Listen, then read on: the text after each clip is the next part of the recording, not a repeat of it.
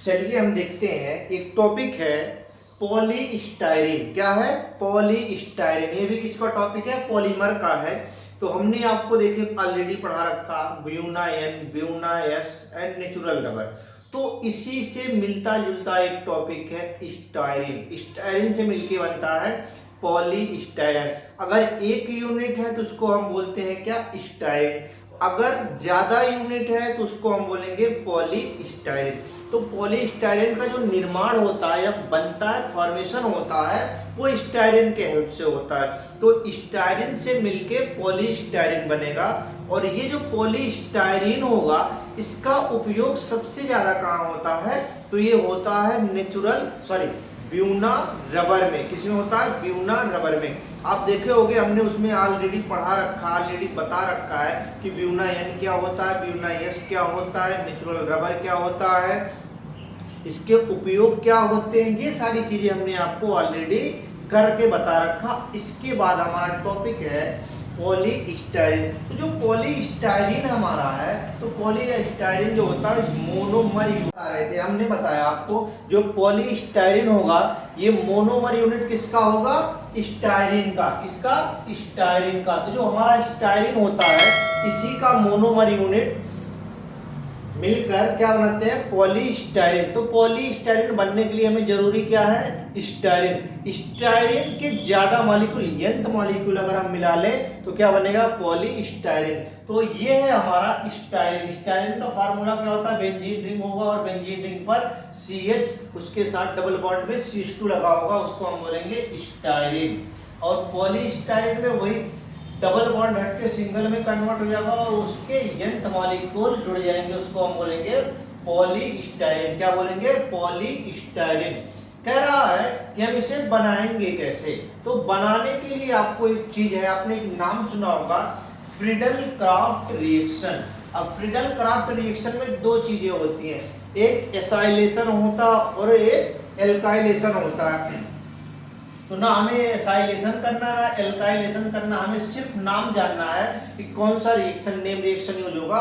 Friedel craft reaction use होगा। तो कह क्या रहा है, किसी भी पॉलीस्टायरीन को बनाने के लिए हम क्या करेंगे? प्रिपरेशन में और फ्रीडल क्राफ्ट रिएक्शन का होना जरूरी है। अब होता क्या है, देखिए कह रहा है पॉलीमराइजेशन ऑफ स्टायरीन। जो स्टायरीन है, इसका आप पॉलीमराइजेशन कर दो तो पॉलीस्टायरीन आपका बनके तैयार हो जाएगा। Which is obtained by Friedel craft reaction. किसके द्वारा होता है? फ्रीडल क्राफ्ट रिएक्शन के द्वारा ये क्या बनता है? ऑब्टेन्ड किया जाता है। तो फ्रीडल क्राफ्ट रिएक्शन से ये बनके तैयार होगा ऑफ बेंजीन विद इथेन। कह रहा बेंजीन का रिएक्शन हम किससे कराएंगे? इथेन से कराएंगे। बेंजीन का फार्मूला ये है हमारा और इथेन का फार्मूला हमारा ये है, CH2 double bond CH2 followed by heating with Fe2O3 and Cr2O3। किसके प्रेजेंस में हमें करना है? Fe2O3 एंड Cr2O3 के प्रेजेंस में करेंगे तो सीधा रिएक्शन हमारा बनके क्या बनेगा? वो हमारा बनेगा स्टायरीन। क्या बनेगा? स्टायरीन। तो हम सबसे पहले क्या काम करेंगे? हमने लिया बेंजीन। इस बेंजीन का रिएक्शन हमने किससे करवाया? इथेन से। तो सीधी सी सिंपल सी बात है कि जो ये इथेन होगा, इस पे आके अटैक कर देगा और ये जैसे ही आके अटैक किया, यहाँ पे CH रह जाएगा और डबल बॉन्ड में बन गया, तो ये आ गया हमारा एथिलीन बेंजीन। क्या बन गया? Ethylene benzene. तो देखो ये हमारा बन गया एथिलीन बेंजीन। अब इसी एथिलीन बेंजीन से क्या करो? एक हाइड्रोजन को रिमूव कर दो। क्या करो? अब ये रिमूव कैसे होगा, देखो हम आपको यहाँ बताते हैं। जैसे यहाँ लिखा है CH2 CH3 और यहाँ लगा है बेंजीन, ये तो है। अब देखो इसको क्या ऐसे लिख सकते हो क्या? CH2 और लिख सकते हो ना। तो ये वाला बॉन्ड यहाँ आ गया और जैसे ही आया तो यहाँ CH2 मॉलिक्यूल गैस के रूप में बाहर हो गया और यहाँ क्या आ गया? CH आ गया और यहाँ डबल बॉन्ड, यहाँ CH2 आ गया और यहाँ पे बेंजीन रिंग जुड़ गया। तो ये था हमारा स्टायरीन। क्या बना? स्टायरीन। तो स्टायरीन बनके तैयार हो गया। अब कह रहा है अगर इसी स्टायरीन को आप क्या करो? पॉलीमराइजेशन कर दो, तो जो प्रोडक्ट बनेगा वो हमारा बनेगा पॉलीस्टायरीन। क्या बनेगा? पॉलीस्टायरीन। तो जो स्टायरीन था, स्टायरीन से हमने क्या बनाया? पॉलीस्टायरीन। अब कहता है कि इसका उपयोग कहाँ होता है, यूजेज कहाँ होते हैं। तो जो होगा सबसे बड़ी चीज, हमने आपको बता रखा कि जो स्टायरीन का यूज होता है वो ब्यूना रबर बनाने में काम आता है। स्टायरीन का कहाँ आएगा? ब्यूना यानी रबर बनाने में काम आता है। तो ब्यूना रबर बनाने के काम में कौन सा आएगा?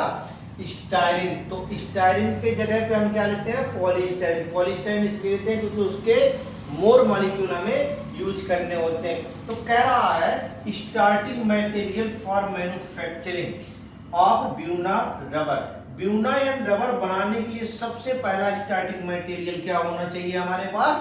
स्टायरीन होना चाहिए। क्या होना चाहिए? स्टायरीन। दूसरा कह रहा है it is also use insulating material. Insulating material and electric equipment. क्या है? इंसुलेटिंग मटेरियल और इलेक्ट्रिक इक्विपमेंट में उपयोग किया जाता है। क्या? पॉलीस्टायरीन।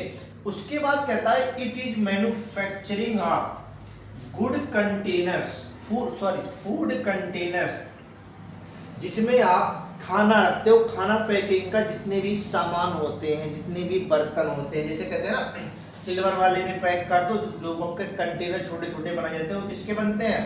पॉलीस्टायरीन का होता है। क्या होता है? पॉलीस्टायरीन। यानी कि फूड कंटेनर जो बनेगा वो किससे बनेगा? पॉलीस्टायरीन से। बॉटल्स जितने बनते हैं पानी पीने के लिए वो किससे बनता है? पॉलीस्टायरीन से। टीवी कैबिनेट जो होता है वो भी किससे बनता है? स्टायरीन से। पैकेजिंग एंड टॉय, जितने टॉय बनेंगे उसमें भी किसका यूज होगा? पॉलीस्टायरीन। और कोई भी चीज जितने पैकेजिंग करने का होते हैं, जैसे खाने पीने का कोई भी सामान हो, उसको अगर आप पैक करते हो, जैसे आप चिप्स खाते हो, चिप्स का पैकेट होता है, चिप्स के पैकेट में कोटिंग की जाती है। कोटिंग में पॉलीस्टायरीन और EgNO3 का कोटिंग किया जाता है। तो ये था हमारा इसका उपयोग। कहाँ कहाँ उपयोग में है? फूड कंटेनर बनाने में किसका उपयोग किया जाता है? पॉलीस्टायरीन में। बॉटल बनाने में किसका उपयोग किया जाता है? पॉलीस्टायरीन में। टीवी कैबिनेट किसका बनता है? पॉलीस्टायरीन से। पैकेजिंग के जितने भी मटेरियल होते हैं किससे बनता है? पॉलीस्टायरीन से। टॉय जितने भी होते हैं किससे बनते हैं? पॉलीस्टायरीन से। क्या दूसरा कह रहा है इंसुलेटिंग मटेरियल जितने बनेंगे वो भी हमारे क्या होंगे? स्टायरीन से। इलेक्ट्रिकल इक्विपमेंट जो भी बनेगा वो भी हमारा क्या बनेगा? स्टायरीन से। दूसरा कह रहा है यह स्टार्टिंग मटेरियल होता for manufacturing of Buena rubber. Buena या रबर बनाने के लिए सबसे पहला जो मटेरियल यूज होगा वो क्या होगा? पॉलीस्टायरीन। तो पॉलीस्टायरीन बनाने के लिए हमें जरूरत क्या है? सबसे पहले स्टायरीन लेंगे, स्टायरीन के मोर मॉलिक्यूल मिलाएंगे तो पॉलीस्टायरीन बनेगा। प्रिपरेशन कैसे करेंगे? प्रिपरेशन करेंगे हम फ्रीडल क्राफ्ट रिएक्शन करेंगे। किससे? बेंजीन का रिएक्शन करेंगे इथीन से। जैसे ही बेंजीन का रिएक्शन हम इथीन से करेंगे तो हमारा क्या बनेगा? इथीन एथिल बेंजीन बनेगा। और एथिल बेंजीन को अगर थोड़ा सा हीट करते हैं तो हमारा क्या बनेगा? स्टायरीन। इसी स्टायरीन का हम क्या करते हैं? पॉलीमराइजेशन करते हैं। जैसे ही हमने पॉलीमराइजेशन किया प्रोडक्ट हमारा बनके क्या हुआ? पॉलीस्टायरीन। तो पॉलीस्टायरीन बनके हमारा तैयार हो गया। यूज हमने आपको बता दिया। तो जो पॉलीस्टायरीन है आपके लिए कितना काम का चीज है। जितने भी आप खाने पीने की चीज को रखते हो, पैकिंग करा के लाते हो, वहां से पैक करा लो, खाना खाएंगे ऑर्डर करते हैं, तो सारी चीज पैकिंग का जो होगा वो किससे बना होगा? पॉलीस्टायरीन का। तो पॉलीस्टायरीन का कितना ज्यादा काम है, कितना उपयोगी है आपने समझ लिया। ये रबर बनाने के काम में आएगा, इंसुलेटिंग मटेरियल बनाने के काम में आएगा, इलेक्ट्रिक इक्विपमेंट बनाने के काम आएगा, फूड कंटेनर में, बॉटल में, टीवी कैबिनेट में, पैकेजिंग और टॉयज में, सारी चीजों में काम किसका आ रहा है? पॉलीस्टायरीन का काम हो रहा है। तो पॉलीस्टायरीन का इतना यूजफुल महत्वपूर्ण क्या है? योगदान है हमारे लिए। तो ये बनेगा कैसे? फ्रीडल क्राफ्ट रिएक्शन, ध्यान रखना किसके रिएक्शन से? Benzene with ethane in presence of Fe2O3 and Cr2O3। इसको बोलते हैं एनहाइड्रस AlCl3। तो यहाँ पे हीट करोगे और यहाँ पे हीट करोगे, सीधे हमारा क्या बन जाएगा? स्टायरीन। और जब स्टायरीन बना, अब देखो बेंजीन का और इथेन का अगर AlCl3 के साथ रिएक्शन कराते हैं प्रेजेंस में तो बनता है एथिल बेंजीन। क्या बनेगा? एथिल व्यंजन। इसी एथिल व्यंजन को थोड़ा सा और हीट दे दो तो हमारा बनेगा स्टायरिन। स्टायरिन जैसे ही बन गया, अब स्टायरिन का पॉलीमराइजेशन करा दो। स्टायरिन का क्या किया हमने, पॉलीमराइजेशन। पॉलीमराइजेशन से क्या बन गया, पॉलीस्टायरिन। क्या बनेगा, पॉलीस्टायरिन। तो ये था हमारा टॉपिक पॉलीस्टायरिन। तो पॉलीस्टायरिन हमने आपको बता दिया, नियोप्रीन बता दिया, नेचुरल रबर बता दिया, सिंथेटिक रबर में हमने आपको नायलॉन 66 बता दिया। उसके बाद हमने आपको बता रखा ब्यूनायन, ब्यूनायस। ये सारी चीजें हमारे टॉपिक हो चुके हैं। इसमें thermosetting, thermoplastic, homopolymer, copolymer, already ये सारे चीजें हमने आपको डिस्कस कर रखा है। दो एक टॉपिक और रह रहे हैं जिसके बारे में हम पॉलीमर का सारा डिस्कशन कर देंगे। उसके बाद पॉलीमर आपका क्या होगा, किसी भी लेवल का एग्जाम हो उसके लिए आप सफिशिएंट हो। क्या हो, उसके लिए सफिशिएंट हो, उसका आप क्वेश्चन 100% करके आगे, ये श्योरिटी है। तो श्योरिटी आपको कब आएगी, जब आप उस पर ध्यान दोगे। अगर आप श्योरिटी नहीं चाहते हो तो आप पढ़ोगे नहीं, और पढ़ोगे नहीं तो फिर उस चीज में आपकी क्लियरिटी नहीं होगी। तो क्लियरिटी लाने के लिए आपको कोई भी काम हो उस पर आपको थोड़ा सा कंसंट्रेट होना पड़ेगा। क्या होगा, अपना फोकस तगड़ा लगाना पड़ेगा। तो फोकस जितना आप तगड़ा लगाओगे उतना ही आप बेटर निखरते जाओगे। तो आपको निखार जो आएगा वो पढ़ने से आएगा, अदर किसी चीजों से निखार नहीं आना है।